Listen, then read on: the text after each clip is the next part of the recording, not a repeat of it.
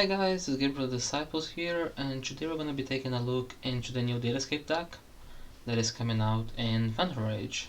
I think it's probably the best deck coming out of the set, and I think it does have some potential.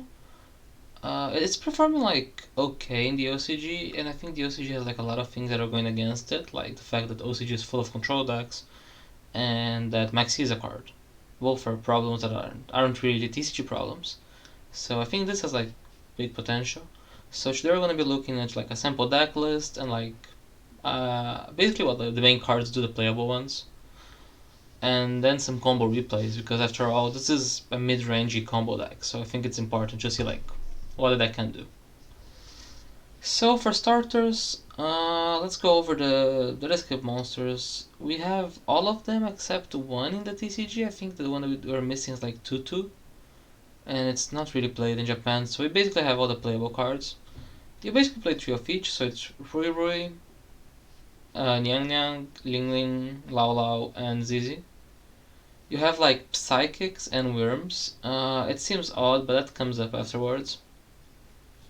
So all of them share the same effect. I mean, except Niang Niang, but all the other ones share the same effect, that you can target a Datascape card you control, and then you do something, special summon it, and then you do something else.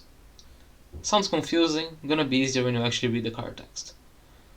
So Ruru is the best one. She's a searcher of the deck, and she's a stunner that special summons itself.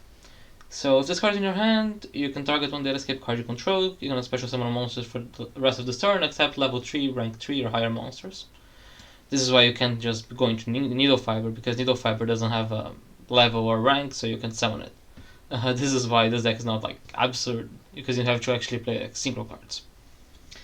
So you also send one Datascape from your deck to the graveyard with a different card type from the one you targeted, and then you add a Datascape card from a different type than the one you targeted and the one you milled.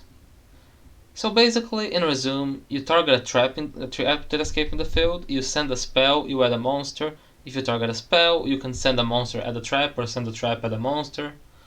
You always like do one action for each type. This is a recurring effect that happens with the other Datascapes. You can't like mill or add or do whatever the card is doing with the same type as the one you targeted. That's why like the spells and traps are important. But Ruru is like an amazing. She's an okay normal summon, worst case scenario. She's like a level 3 thunder if normal summon her. And she has like the benefit that she's like a +2, because you mill a good card and you search a good card. So she's the mainly one you're going to be using in your combos. She's the mainly one you want to open. She's the main one you want to search for. I guess Niang Niang is like a slightly different one, because this card doesn't like follow the Datascape pattern, but it's a good card. It's level 3. It's basically the deck's normal summon, and it doesn't have a hand effect, but when a level 3 monster is normal or special summoned while it's in the graveyard, it basically reborns itself, like Sea Archive or something, and then it's banished when it leaves the field. When it's banished, it has a niche effect that doesn't really come up, that you can shuffle a banished card. The deck already like recycles a lot, but this can come up for like other extra deck monsters. But Niang Niang's main role is that it's a good mill target for Lillian, and sometimes for Rui Rui, and like the other Zizi and Lao Lao, because it's like a monster that revives itself, and it's also Datascape name. So even if you're just normal summoning it, so you can like summon another one, it's already good value. You're gonna see in one of the combos like how does that sort of combos from low resource, and like how it maintains card advantage. It's not like a combo deck that you throw everything at the wall and hope it wins you the game. You actually like play for follow up, which is pretty nice, and Yang Nang helps that. If you also this build doesn't do it a lot, but if you overlay with it, it doesn't get banished, so it's like more follow up next turn. It comes up when you're going for Zeus plays, which is like another cool thing that I can do, but we can discuss this in a second. Quickly now, I guess, because it's been taking a while. We can do through Lillian. Lillian is double foolish, so you target a card. So I target a monster, you mill a spell and trap, or if you target a trap, you mill a spell and a monster. You get the drill by now. It's also level 6, which is nice, because level 6 is closer to level 9, which is closer to True King of All Calamities, which is what we're trying to mainly do here. So Lillian is like great because it's a play starter. It's also like a good card to draw after draw cards. Lao Lao is like is one of the best ones as well. It's basically like Wolf Bark. So you target one to special summon it, and then you mill another type. So if you target a monster, you can mill a trap, for example. So you can use the trap grave effect. And then it reborns the Datascape from your graveyard. And it's a level 6 tuner, which is very relevant for Ultimate Zouk and for the VVD plays. So Lao Lao is super good. It's usually you're trying to get Rui Rui, and then Rui Rui searches for Lao Lao. You're gonna see it a lot in the combos. It's not really a starter, by say. Like you would rather like use Lao Lao after you already started playing, so it can like extend your plays and make your combos bigger, and it's like the main way to get to VFD. But if you open like Lao Lao plus a spell, you can still play, which is nice. It's not the most optimal thing, but it still like works. And ZZ is Karm. So you target a Datascape, you send one with a different type, and on the end phase you can add a Datascape monster from your grave to your hand. It's a bit slow, but it's like good recursion because you want as many Datascape cards because they work in pairs. So you want to open at least 2. So like normal summoning ZZ is not the end of the world as well, and it's a good card to search when you're going for like a combo that's not gonna like insta win you the game, since it gets you like a Rui Rui as follow up for next turn. So it's pretty decent. It's just like another playable Datascape card. Then you have Julong. Julong has like a huge as text. You basically ignore all of these. These never happen. The main thing it does, it places a gate from your deck face up in the field. So, in other words, it searches for the spell or the trap. But if you search for the trap, you can activate the trap on the spot, which is like super valuable because now you have a face up trap to target with your Datascape effects. So this is like the best starter. So you're gonna see like 2 of the combos are like this plus Hui Hui do like a lot. So, and you can also search this card from Rui Rui, because Rui Rui searches like a Datascape card, and this is a Datascape capital. And then it has those effects that do not really come up, like unless you're like in a super grind game and you have like 4 gates, and then you can use like this effect that like summons 2 monsters from your extra deck or some shit. Irrelevant. Kinglong is the Datascape gate spell. It's a very weird card because it's a good draw, except it really isn't. I'll explain. So like, it's a spell that you banish the Datascape card and then you negate a monster effect, so it's okay going second. Going first, of course, it's dead if you draw it, but for itself, right? The effect. But the advantage is, since it is a Datascape card, it means that like if you open Kinglang plus like, I don't know, Lingling, it means that you have a target, so Lingling can target. So it's bad and not bad at the same time. Even if it's dead, it's doing some purpose. The main reason you want Kinglong is for Kinglong's grave effect, which is very good. You banish this, you add a Datascape monster, and then you send a card from your hand to the graveyard. So basically, like 4 of these cards is foolish, and they foolish a searcher, and then this searcher searches for anything else. So you see where this is going. Like everything basically recurs everything, which is super nice. Zouk is another very nice card. On the field, it's basically like a Trident. You shuffle, it's a Trident, I guess. It shuffle 2 banished Datascape cards, so you can like keep recurring your gates because they banish themselves. And then you pop a card your opponent controls, face-up card, sorry, which is a Mystic Mine out in the main deck, which is always nice for like a combo deck because you don't want to like insta-lose to Mystic Mine. And it has a nice grave effect as well.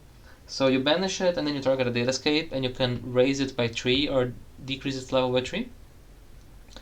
Which means that basically you can make your level 6 a 9, so you can go into Calamities. You can make your level 9 a 6, so you can make Cloudcast when you revive it and go into Calamities that way.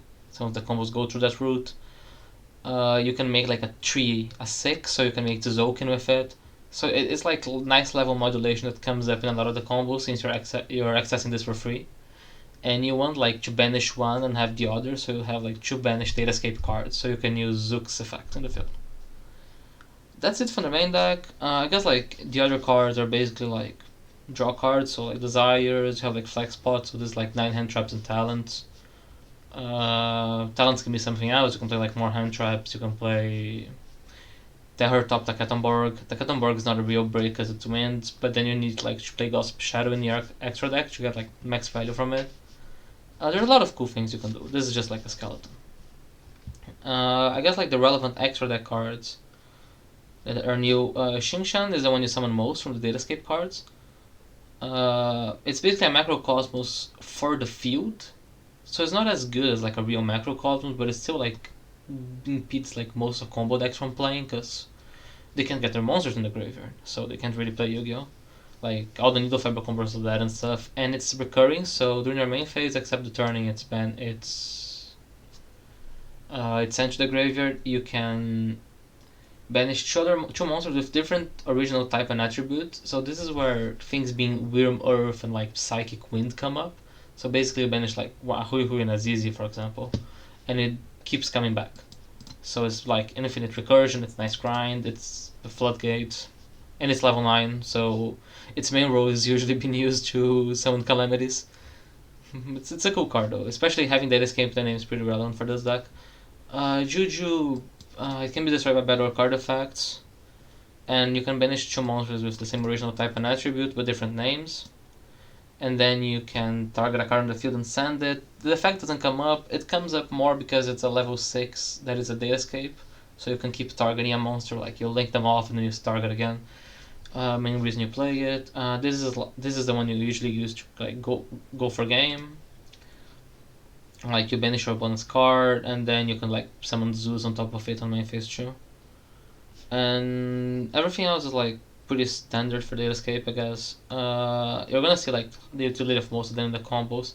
Muddy Mud Dragon and Dragoon are nice because you can make them with Zouk. One of the combos is focused on that. So I think it's just gonna be easier than keep talking about the deck if you actually see it in action.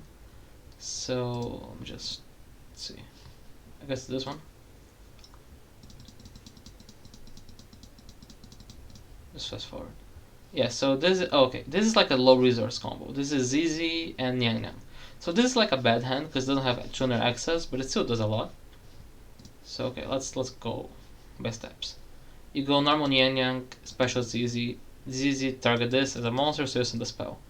King Long activates, so you can search a virtual world and discard a card. So you're gonna discard anything and search this Rui. This Rui now is summoned, so you target a monster, so you send a trap, and you get a spell. So now you can get Capital, and you have the trap because you don't want to. You could like get a trap and send a spell, but you want this trap in the graveyard because it's gonna be useful this turn. Now you can use this to go into Coral Dragon. Now you have some options, so you can go Coral Dragon in this, into Crocus Tower and draw 2 cards.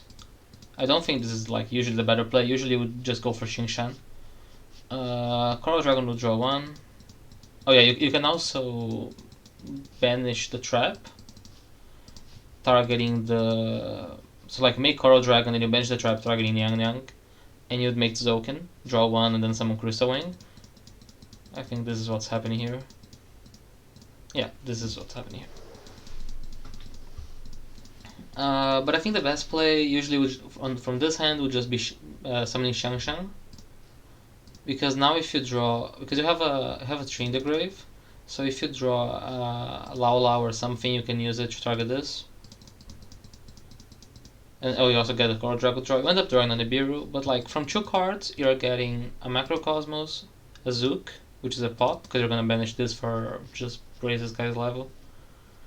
And on the end phase, you're getting the Riri back, because you use Zizzies during this turn.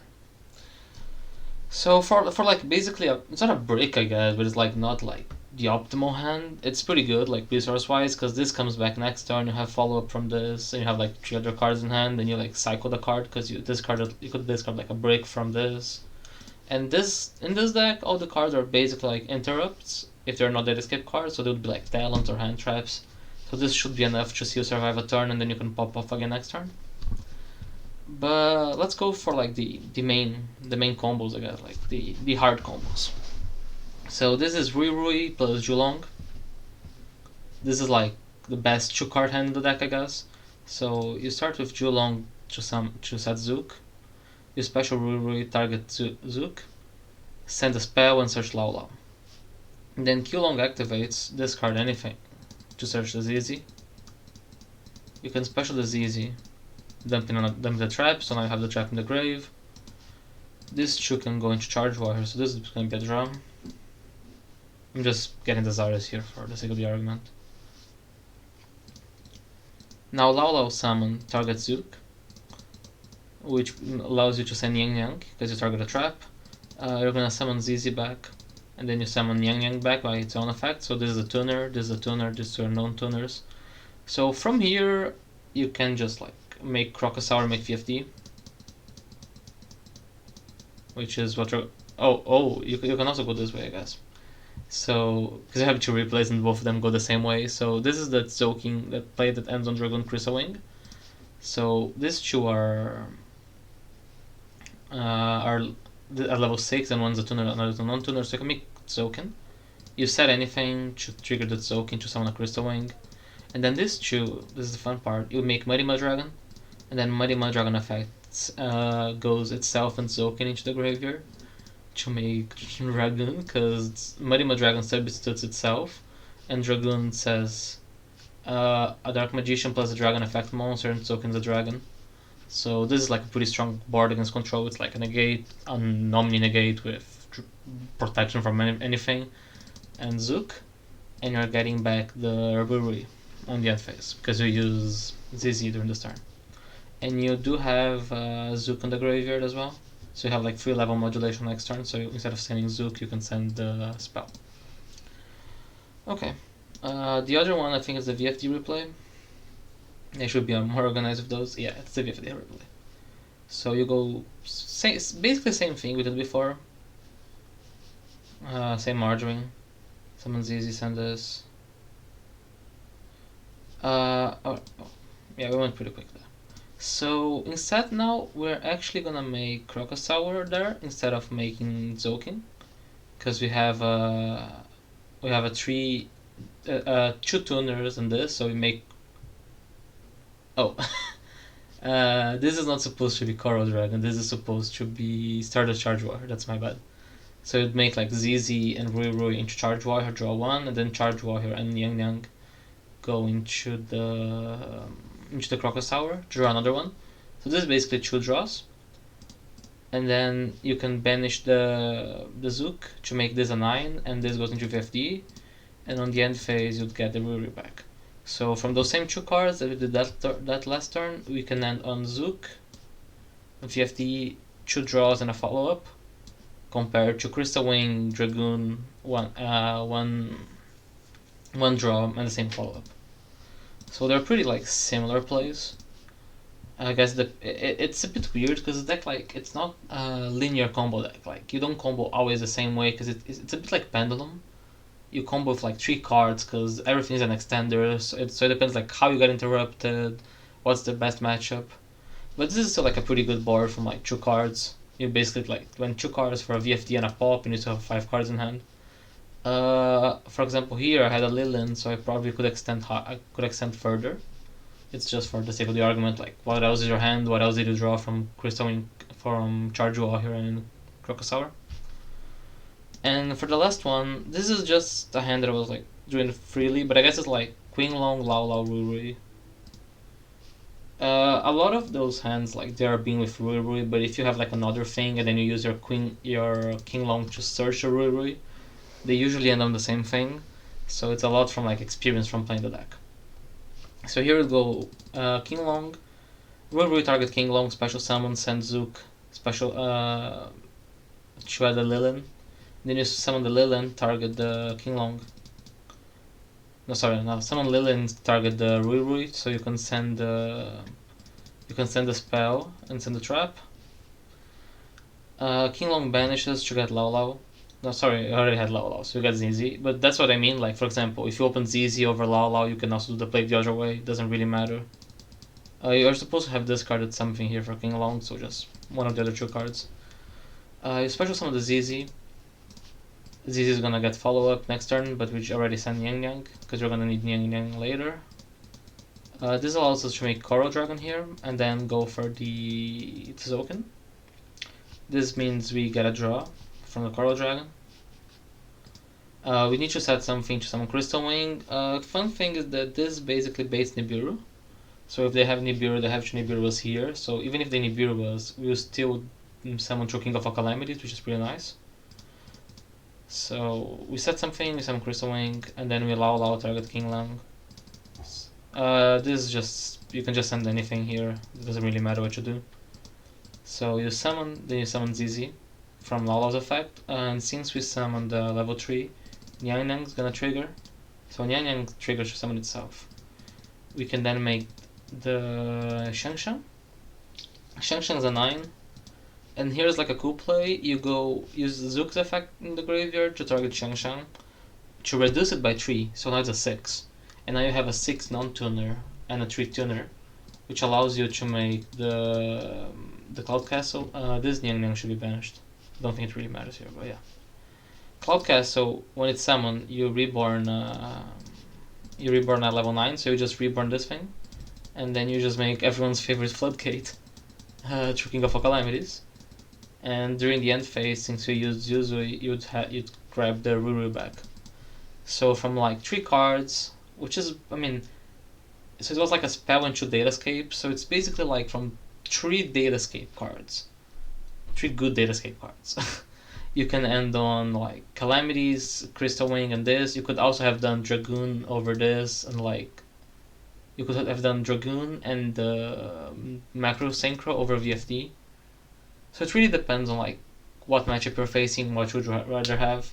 I think VFD is just too oppressive to not make it. Like just making VFD when you can make VFDs usually is a good idea. So usually just go for that. So yeah, I think that's mainly it. I think this deck has like a lot of potential. I think like all these combos still have improvement. I haven't been playing this for too long. Well, some of the other things you can try is that you can incorporate like Bamboozling Shadow. That's rank 3 that you played in like the Rongonomian deck that negates a monster effect. It helps the deck play around Nibiru, but it's a bit awkward because like it locks the materials under it because like you can't link it off right. And your opponent might just not Nibiru because you have Bamboozling.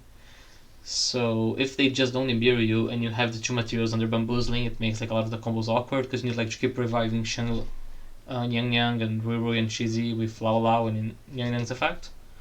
Damn, these names are hard. So I think the best way to play around Nibiru in this deck is just like trying to like make that Zouk first, forcing them to Nibiru you. Or one of the cool things you can do is like make the first VFD, then Nibiru you in the end phase. Not in the end phase, when you try to go to the end phase. And then you have extenders to just make the second VFD. That's why you play 2 VFD in the extra deck. It's pretty funny. But I guess that's mainly it. I hope you guys enjoyed this. I'll probably be playing this more once Phantom Rage comes out, so if you're interested, we can have some like dueling book replays once like it's up on DB rated, or some like new deck lists, because this is like pretty just testing. It's not like final yet. And yeah, that's it.